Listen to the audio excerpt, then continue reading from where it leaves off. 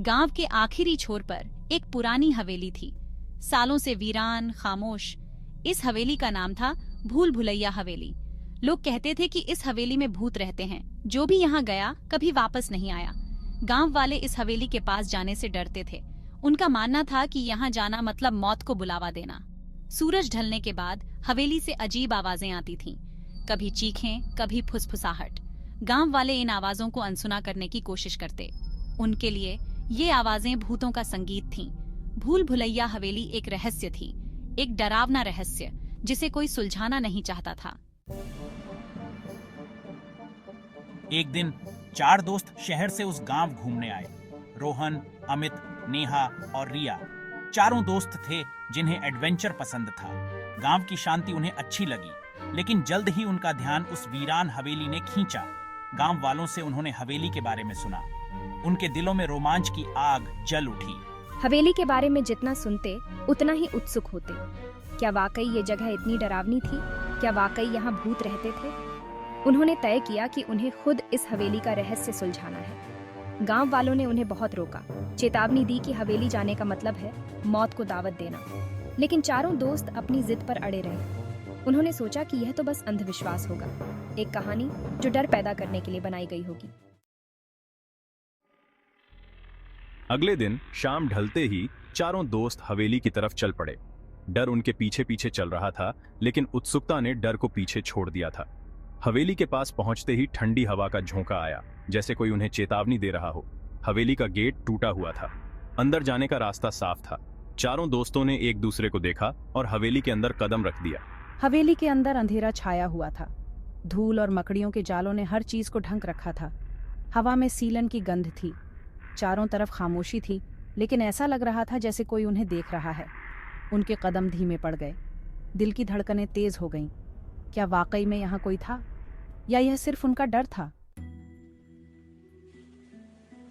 हवेली के अंदर जाने पर उन्हें एहसास हुआ कि यह एक भूल भुलैया की तरह है।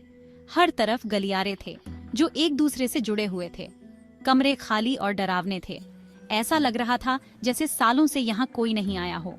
मोबाइल फोन निकालते हुए, 1 मिनट, मैं टॉर्च जला देता हूँ। उसकी रोशनी में उन्होंने दीवारों पर अजीबोगरीब निशान देखे। मुझे नहीं लगता कि यह जगह सुरक्षित है, हमें वापस चलना चाहिए। लेकिन अमित और रिया ने उसकी एक न सुनी। वे हवेली के और अंदर जाना चाहते थे। उन्हें यकीन था कि यहाँ कुछ न कुछ रहस्य जरूर छुपा होगा। वे आगे बढ़ते रहे, गलियारों में भटकते रहे। धीरे धीरे उन्हें एहसास हुआ कि वे रास्ता भूल चुके हैं। वे हवेली में खो चुके थे। डर अब उनके दिलों में घर कर रहा था। अचानक उन्हें गलियारे के आखिर में एक छोटी सी रोशनी दिखाई दी। वे उस रोशनी की तरफ बढ़े। रोशनी एक कमरे से आ रही थी। कमरे का दरवाजा खुला हुआ था। वे डरते डरते कमरे के अंदर दाखिल हुए। कमरा खाली था, केवल बीच में एक मोमबत्ती जल रही थी और मोमबत्ती के पास बैठा था एक छोटा सा बच्चा। सहमी हुई आवाज में, ये बच्चा कौन है? बच्चा उन्हें देखकर मुस्कुराया। उसकी मुस्कान में कुछ अजीब था। एक ठंडक रूह तक उतर गई। तुम कौन हो? यहाँ क्या कर रहे हो? मैं इस हवेली का रखवाला हूँ और अब तुम यहाँ फंस चुके हो। तुम कभी बाहर नहीं जा पाओगे। उसकी आवाज में एक अजीब सी गूंज थी, जैसे वह अकेला नहीं बल्कि कई आवाजें एक साथ बोल रही हों। अगली सुबह सूरज की किरणों ने गांव को जगाया। गांव वाले अपने रोज के कामों में लग गए। किसी ने ध्यान नहीं दिया कि चारों दोस्त अभी तक वापस नहीं आए हैं। दोपहर तक जब चारों दोस्त अपने ठिकाने पर नहीं पहुंचे तो गांव वालों को चिंता हुई। वे हवेली की तरफ चल पड़े। हवेली के गेट पर उन्हें चारों दोस्तों के मोबाइल फोन पड़े मिले और उनके साथ एक पुरानी खिलौने वाली गाड़ी। गांव वालों ने चारों तरफ देखा, लेकिन दोस्तों का कोई पता नहीं चला। वे हवेली के अंदर गए, लेकिन वहां भी उन्हें कुछ नहीं मिला। चारों दोस्त गायब थे, जैसे हवा में घुल गए हों।